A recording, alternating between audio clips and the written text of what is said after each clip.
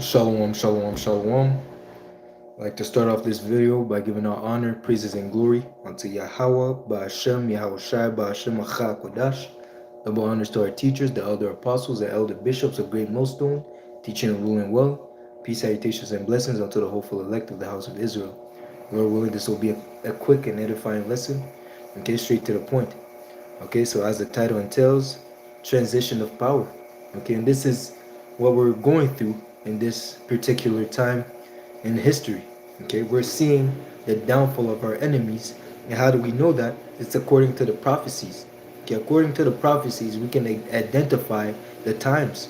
Okay, as it says in 2nd Ezra 9. Let me start off with this. Okay, and it reads 2nd Ezra 9 and 1.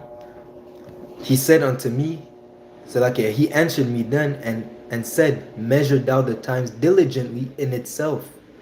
And when thou seest parts of the signs pass, which I have told thee before, then shalt thou understand. When you see the signs, you will understand that it is the very same time wherein the highest will begin to visit the world which he made. Okay? And we understand that when Yahweh Shai, okay, Yahweh Shai returns on the earth, he's coming to conquer. Okay? It says in Revelation, the book of Revelation 19, I believe around the 10th verse, and it reads, Revelation 19 and 11, and I saw heaven open, okay, and behold a white horse, or white chariot, white meaning pure, and horse meaning power. That was a chariot, okay, and he that sat upon him was called faithful and true, and that is speaking of Yahweh Shai. And in righteousness doth he judge and make war. So Yahweh Shai, when he returns, is to judge and to make war, to abase the armies of these other nations, to make a show of his might, okay, for the whole world to see and acknowledge that there is no point in resisting the army of heaven, okay, the army of Yahweh Ba'ashem Shai, okay. Just as it says, there was a war in heaven, okay, with Michael and his Yahweh Ba'ashem Shai and his angels, and Satan and his angels, okay. Speaking of how Esau's armies, okay, the armies of the world, the armies of the Gentiles are gonna join together, okay, and during the midst of World War III, the armies of the Gentiles are gonna stop fighting each other, okay, and they're gonna turn around and fight Yahweh Shai and his army, okay, the celestial army, okay, and at that point they're gonna be defeated, okay, and it reads, verse 12, his eyes were as a flame of fire, and on his head were many crowns. Why many crowns? Because he took power and authority from all these other nations. By destroying their kingdom, by destroying their armies, is as if he symbolically took over that nation. Because without an army, you can't defend yourself. So Yahweh Shai is going to take over the world, okay, by destroying the armies of these nations, okay. And he had written, Salakia, and he had a name written that no man knew by himself, but he himself. And he was clothed with a vesture dipped in blood, and his name is called the Word of the Most High. Again, Yahweh Shai. Okay? And the armies which were in heaven followed him upon white horses, clothed with linen, white and clean. And out of his mouth goeth a sharp sword, that with it he should smite the nations, and that he should rule them with a rod of iron. And he threaded the winepress of the fierceness of the wrath of the Almighty power. Okay, and he had written, so like, and he had on his vesture and on his thigh a name written, King of Kings and Lord of Lords. Okay, and he's going to push forth that vibration on the earth, man. So everyone acknowledges that at the name of Yahweh, every knee bows down. Okay, so the fact that the whole world is the invasion, okay, the invasion that Yahweh is gonna do is gonna be transmitted worldwide. Okay, and these people, these nations, okay, your average Joe, okay, everyone's gonna see Yahweh Shai piercing the clouds and taking over and defeating the nations of defeating the army of the nations of the Gentile nations. Okay, So it says here, let's see, conquering.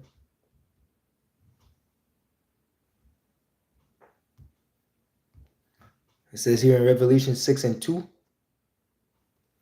and I saw and beheld a white horse. So again, it speaks of a white horse. So that's how you know it's a celestial. Again, it's symbolic. Okay, symbolic of a chariot. Okay, white meaning pure, and horse meaning power. Okay, that goes into the celestial vehicles. Okay, well, the world calls UFOs, UAPs.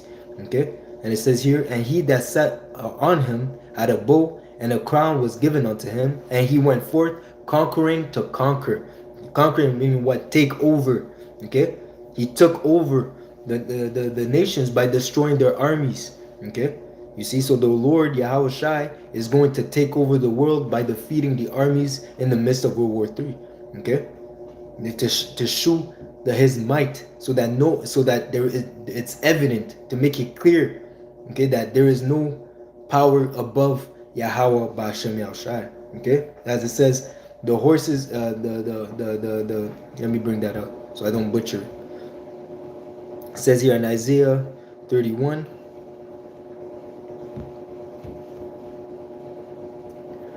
it reads,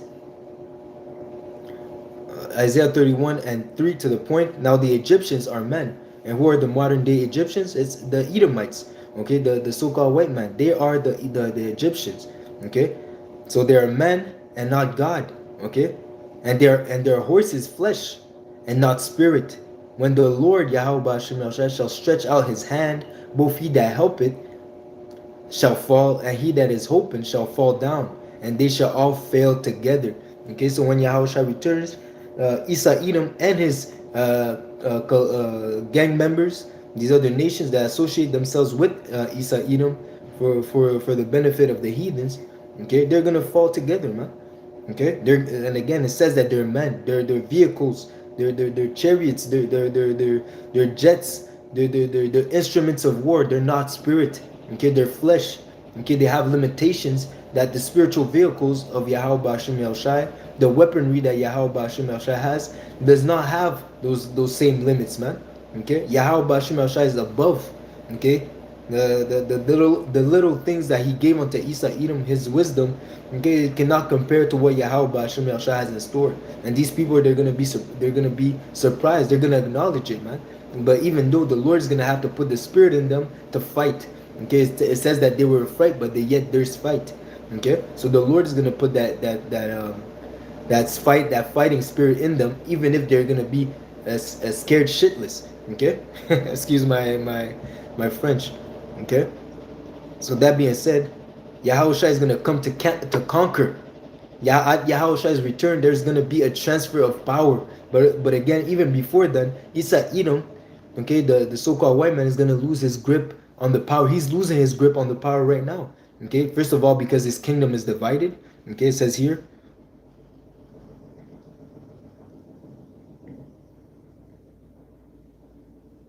It says here in Matthew 12 and 25. And Yahushua knew their thoughts and said unto them, every kingdom divided against itself is brought to desolation. Okay, World War I, World War II, World War III that's gonna come. It's gonna be Edomite on Edomite, white on white crime. Okay, but the fact that the devil controls the world, he's gonna bring all these other nations in the midst of that battle. Okay, because again, it doesn't really regard these other nations. Okay, the Ishmaelites, and all that. But again, it's really the Edomites that really want to stay in power. Okay, but Salakia, I'll take that back, because the World War I and World War II were really that Edomites that forced the world to go into war. But when it comes to World War III, it's gonna be a fight for rulership. Okay, they're gonna fight the heathens are gonna fight each other to gain power. Okay, to have the power of the new world order.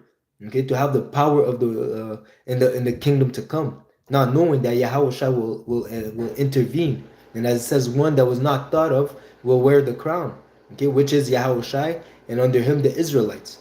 Okay, we're gonna be the next rulers in the kingdom to come, not you Ishmaelites, not you you Moabites, not you Ammonites, okay, not you other nations, man. It's gonna be us, the Israelites, okay, the Negro, Latinos, and Native Americans. We're gonna be the ones ruling the earth in the kingdom to come. Okay, so it says here, and if Satan cast out Satan, he is divided against himself. How shall then his kingdom stand?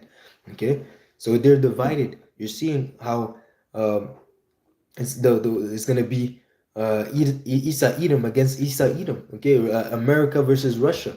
Okay, and again, those are the two sides. Basically, it's gonna be the world against America. Okay, ultimately, everyone's gonna end up pressing the red button to send nuclear missiles in America. Okay, so America is gonna be destroyed. Okay, for being the head of this wicked kingdom. But then Yahushua is still gonna show up and rule over these nations. Okay, the Lord is gonna return to put all these nations into subjection. Okay, and to make righteousness thrive on the earth. Okay, it is necessary. Okay, that's why these nations, they don't have in their minds that Yahushua will return. Okay, we await Yahushua. Those that are in the right mind, we know that Yahushua must return. Okay, so it says here.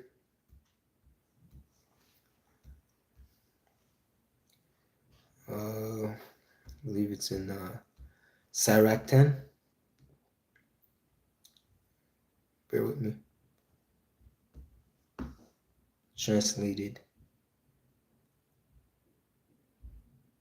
It says here in the Sirach 10 and 8, because of unrighteous dealings, injuries, and riches got by deceit, the kingdom is translated from one people to another. Okay, so again, why? Because of all the wickedness that's being done, the Lord is going to give rulership to another nation. But again, he's going to give it to the profitable one. Okay, it says here, verse 4. I'll jump to verse 4.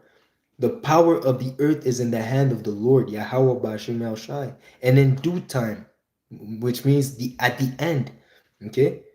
Because it says Jacob is the Esau is the end of this time, and Jacob is the beginning of the time to come. Roughly paraphrasing, of the kingdom to come. So in due time, at the end of Esau's kingdom, he will set over it one that is profitable, which is Yahweh Shai. Okay, and under Yahweh Shai will be the hopeful elect, the elect. Okay, the 144,000 and the rest of the Israelites. Okay, we're all gonna be kings and a nation of priests unto these other nations. We're gonna be the mediators, just as Yahweh Shai is the mediator for us unto the Lord Yahweh. Okay, we're gonna be the link for these other nations to get to the Father Yahweh Bashim El Shai. We're gonna teach them the ways of the Lord. Okay, so that's it, man. Okay, so because of the evil that is being done under the rulership of Isa Edom, the power is gonna go from Isa Edom unto Jacob. Okay, starting with Yahweh Shai. Okay, being the first fruit of the resurrection. Okay, so let me see. You bring out another prophecy, because again, everything is written regardless of what these nations say, regardless of what these politicians have in mind, regardless of what these elites have in mind for the future. It doesn't matter. The Lord has appointed times. He's the one that measured the times, and he knows exactly when he's going to send Yahushua back to eradicate, to remove the wicked elites out of their rulership seat, okay, out of the rulership position. So like, yeah. So I'll close up with this. It says here in Daniel's 2 and 31, Thou, O king, sawest and behold a great image. This great image, whose brightness was excellent, stood before thee, and the form thereof was terrible. This image's head was of fine gold, his breasts and his arms of silver, his belly and his thighs of brass, his legs of iron, and his feet part iron and part clay. Okay, thou sawest till it was so like it. Thou sawest till that a stone was cut out without hands, which smote the image upon the feet that were on the Selachia, which smote the image upon his feet that were of iron and clay, and break them to pieces. Okay. Then was the iron, the clay, the brass, the silver, and the gold broke into pieces together and became like the shaft of the summer threshing floors, and the wind carried them away, that no place was found for them. And the stone that smote the image became a great mountain and filled the whole earth. Okay, this dream, and we will tell the interpretation thereof before the king. Thou, O king, art a great thou, O king, art a king of kings, for the Most High, the power of heaven, has given thee a kingdom, power, and strength, and glory. Okay, I'll jump to the interpretation. Okay. Verse 38. And whosoever the children of men dwell, the beasts of the field and the fowls of the heavens, had he given unto thy hand, and he had made thee ruler over them all. Thou art this head of gold. So that was speaking of the Babylonian kingdom, okay, under Nebuchadnezzar. Okay. And then it says here, uh, and after thee shall arise another kingdom inferior to thee, and another third kingdom of brass, which shall bear rule over all the earth. Okay, and the fourth kingdom shall be strong as iron, for as much as iron breaketh in pieces and subdueth all things, and as iron that breaketh all things shall it break in pieces and bruise. And whereas thou sawest the feet and the toes, part of potter's clay and part of iron, the kingdom shall be divided. Okay, but there shall be in it the strength of the iron, for as much as thou sawest the iron mixed with the miry clay. And as the toe and the feet were part of iron and part clay, so the kingdom shall be partly strong and partly broken. And whereas thou sawest iron mixed with miry clay, they shall mingle themselves with the seed of man, and they shall not cleave one to another, even as iron is not mixed with clay. And in the days of these kings shall the Most High, the power of heaven, set up a kingdom which shall never be destroyed. Okay, meaning what? The kingdom of heaven. And the kingdom shall not be left to other people. Okay, so meaning what? That the Israelites will stand alone. They will rule alone. Not like in this wicked kingdom where you have the UN. Okay, these other nations won't have a say so. They will only have to obey. That's the only place that will have in the kingdom of heaven. Okay, as servants. Okay, because again, the nations were created for Israel's sake. Okay, so it says here, it shall not be left to other people, but it shall break in pieces and consume these nations, these kingdoms, and shall stand forever. For as much as thou sawest that the stone was cut out of the mountain without hands, and that it break in pieces the iron, the brass, the clay, the silver, and the gold, again, pertaining to how Yahushua is going to eradicate and destroy these other nations' armies and establish Israel as in rulership. Okay, that there's not going to plead, as it says, affliction shall not rise up a second time. Affliction shall not rise up a second time, man. Okay, so these nations won't have the opportunity nor in their mind to set up a rebellion or even uh, to put Israel back into captivity. That will not happen. It says that kingdom, our kingdom, will be established forever. Okay, and how much more when we're gonna have spiritual bodies. Okay, when we're gonna be connected with Yahweh Hashem Yahushai, when we're not gonna sin. Okay, Yahushai is gonna be with us. Okay, there's no way. It is impossible. Okay, for these nations to get one up on us and put us back into slavery, man. This is the last captivity, man. Okay, and as it says, the Lord will not send Israel into captivity anymore. This is the end of this chastisement. Okay, torture. Yes, it's torture, man. Okay, this is the last of our affliction. Okay, because again, Yahushua will come with healing in his wings and will wipe away all tears from off our eyes, man. It's gonna be in the kingdom of heaven. We're gonna be joyful evermore, man. Okay, that's what's awaiting us. For as much as thou sawest that the stone was cut out of the mountain without hands, and that it brake in pieces the iron, the brass, the clay, the silver, and the gold, meaning these heathen nations, the great power had made it known to the king that it shall come to pass hereafter. The dream is certain, the interpretation thereof is sure. So when Yahushua returns, the kingdom of heaven will be established on the earth, or rather will begin that will be the start of the kingdom of heaven when Yahushua returns. When he pierces the cloud, there is going to be the final that is going to be the sign of transition of power, because he's not coming to play. He's coming to plead with all flesh. And at that point, you know that our captivity is going to be over at the return of our King, Yahweh Shai, our Messiah. Okay? So, Lord willing, this was an edifying lesson, straight to the point. Until next lesson, shalom, shalom, shalom. This is we're living the times of the transition of power, which will conclude with Yahweh Shai returning on the earth, okay, and abasing these other nations into subjection. All right, shalom, shalom. Kal halaylam Yahweh ba'ashem Yahushai ba'ashem achakodash. Double honors to our teachers, the elder apostles, the elder bishops of Great Millstone, teaching and ruling well. Peace citation to the hopeful elect. Until next lesson, shalom. Okay.